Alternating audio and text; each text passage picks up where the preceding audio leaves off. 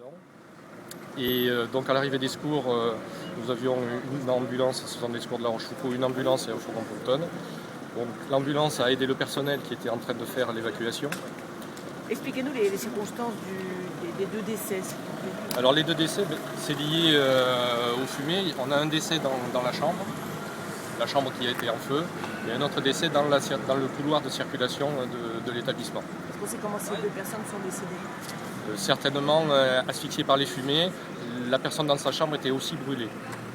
On va reprendre cette partie-là. Ouais, bon. Est-ce que vous pouvez nous dire comment sont décédées les deux personnes? Les deux personnes sont décédées par asphyxie et également par brûlure pour la personne qui est dans la chambre. Et la deuxième personne est décédée à quel endroit? Dans le couloir de circulation de l'établissement.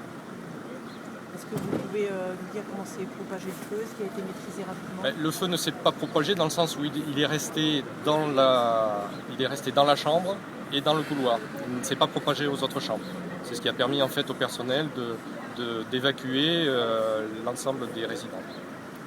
Donc en fait, c'était circonscrit. Est-ce que vous savez pourquoi le feu a pris dans cette chambre-là? Non, on ne sait pas. Il y a une enquête en cours, donc nos collègues de la gendarmerie sont sur place pour faire les constatations d'usage. Vous pensez que le bilan aurait pu être plus lourd?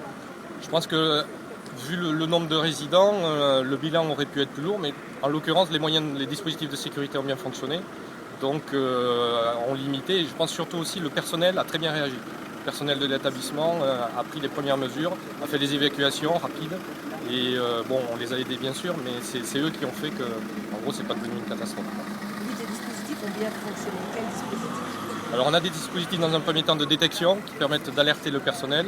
Ensuite des dispositifs de désenfumage des circulations. On a un désenfumage mécanique qui permet d'évacuer les fumées, au moins dans un premier temps, parce qu'au bout d'un moment quand le feu est trop puissant, effectivement ça a ses limites.